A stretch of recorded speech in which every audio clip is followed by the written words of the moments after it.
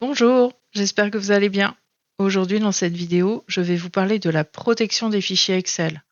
Quels sont les différents types de protection, comment protéger un fichier Excel et comment enlever cette protection quand vous avez oublié le mot de passe. Vous voulez comprendre les différentes protections? C'est par ici que ça se passe. Il existe différents types de protection. Tout d'abord, il est possible d'ajouter un ou deux mots de passe à l'ouverture pour limiter la modification ou même l'ouverture d'un fichier. Un autre niveau de protection consiste à limiter les cellules dans lesquelles on peut saisir les données. On définit une protection par feuille. Il est également possible de définir une protection pour la structure des feuilles, pour empêcher le déplacement ou l'accès à une feuille masquée. Enfin, il est également possible de protéger l'accès au code des macros VBA. Tous ces mots de passe à retenir. Régulièrement, dans les formations que je dispense, des apprenants me demandent comment protéger un fichier. Comment enlever le mot de passe sur un fichier suite à un oubli ou au départ d'un collaborateur dans une entreprise. Attention, ici je ne vais parler que de solutions pour PC et les fichiers Excel en XLSX ou XLSM. Voyons en détail ces différentes possibilités. Pour limiter l'accès en lecture ou en écriture à un fichier, il suffit d'ajouter un mot de passe à l'enregistrement du fichier. Au moment d'enregistrer un fichier, rendez-vous dans Outils, Options générales.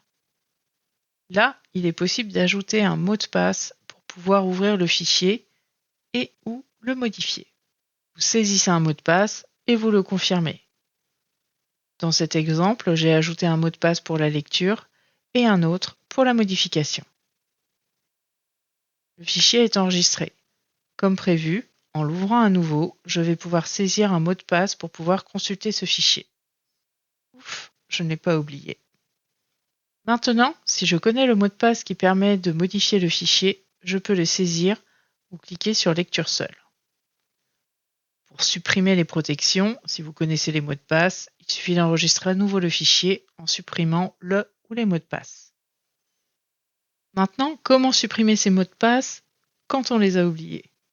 Pour ce qui est du mot de passe pour la lecture, j'ai une très mauvaise nouvelle. La seule solution, c'est le brute force, c'est-à-dire d'essayer tous les mots de passe possibles.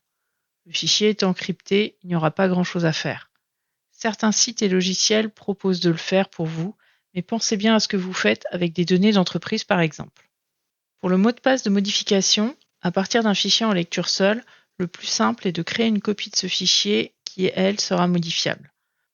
Le mot de passe n'est plus demandé pour modifier le fichier. Vous pouvez également enlever ce mot de passe directement en supprimant une chaîne de texte ou en utilisant une macro. Mais nous verrons ça plus tard. Il est possible de limiter les cellules qu'un utilisateur peut modifier en protégeant une feuille. C'est très simple. Faites un clic droit sur le nom de la feuille à protéger, puis définissez un mot de passe. Par défaut, vous ne pouvez modifier aucune cellule.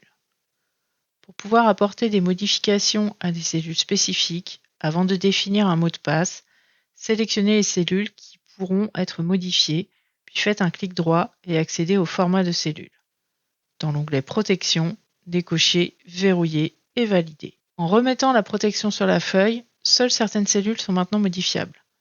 Les options supplémentaires permettent d'autoriser certaines actions spécifiques.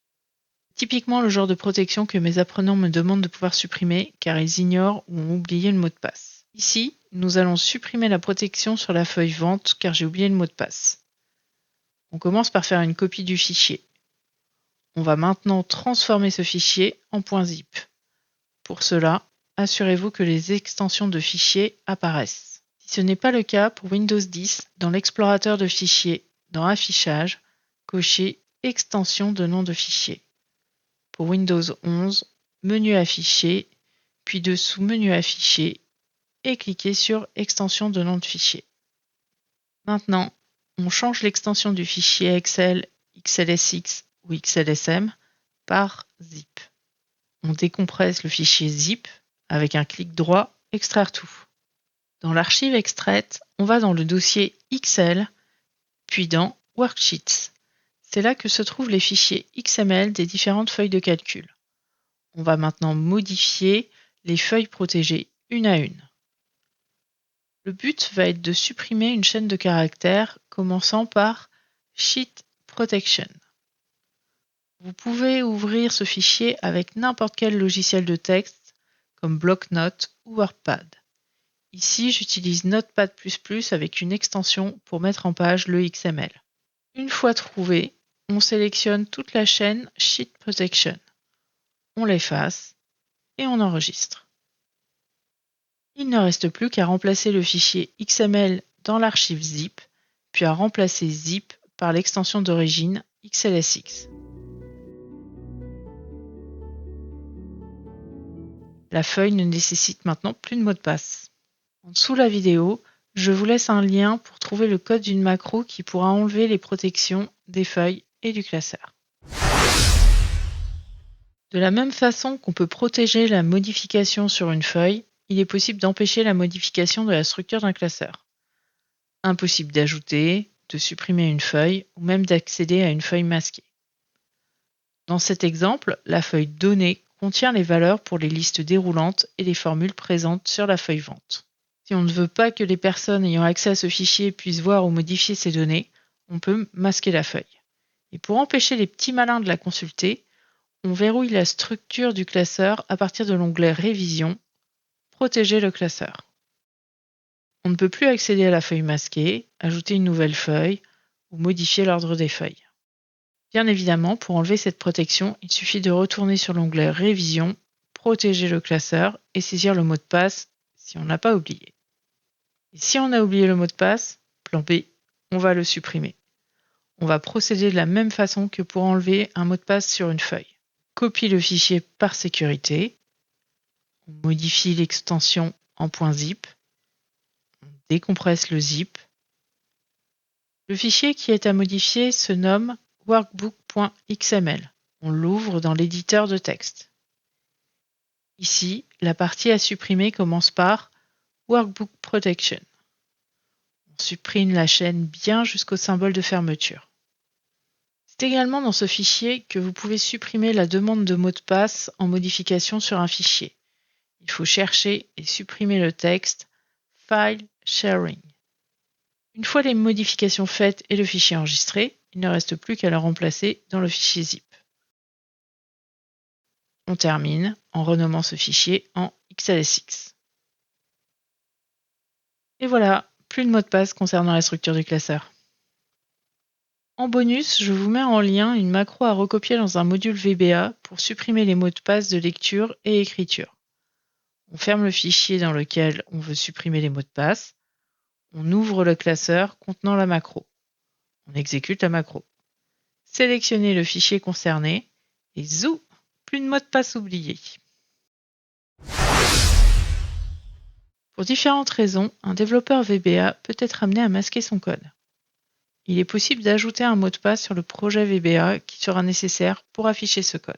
Pour ajouter ce mot de passe, on accède à l'éditeur de code, puis après un clic droit sur le projet, on va dans les propriétés, puis dans l'onglet Protection. On coche et on saisit 2 fois le mot de passe désiré. Après avoir enregistré le fichier et l'avoir ouvert à nouveau, le code n'est plus accessible sans ressaisir le mot de passe. Pour supprimer le mot de passe, il suffit bien sûr de retourner dans les propriétés et de le supprimer. Et si on a besoin d'accéder au code sans connaître le mot de passe, à nouveau la même méthode. On copie, on transforme en zip, on décompresse. Ce coup-ci, le fichier à modifier est un fichier binaire, vba.project.bin. Idéalement, on l'ouvre avec un lecteur d'hexadécimal, mais un simple éditeur texte suffit normalement. Ce coup-ci, on ne va pas supprimer une chaîne de texte, juste modifier une lettre.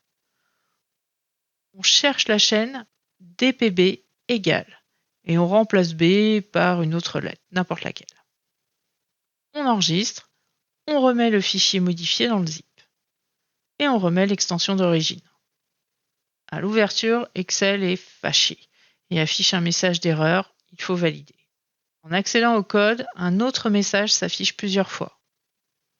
Mais on finit par arriver dans l'éditeur. Et là, il n'y a plus de mot de passe. N'oublie pas d'enregistrer le fichier avant de le fermer. Une autre possibilité consiste à utiliser une macro. À nouveau, je vous laisse le code à télécharger. Il suffit de recopier ce code dans un module, dans un nouveau fichier, et d'exécuter la macro nommée Unprotected, et le tour est joué. Et voilà! En résumé, la plupart des protections par mot de passe d'Excel ne sont pas très compliquées à contourner, mais ça reste un bon rempart contre les erreurs de manipulation. Si vous avez aimé cette vidéo ou si elle a pu vous dépanner, laissez un pouce et abonnez-vous. Laissez-moi également un commentaire, c'est toujours un plaisir de vous lire. À très bientôt! Bye!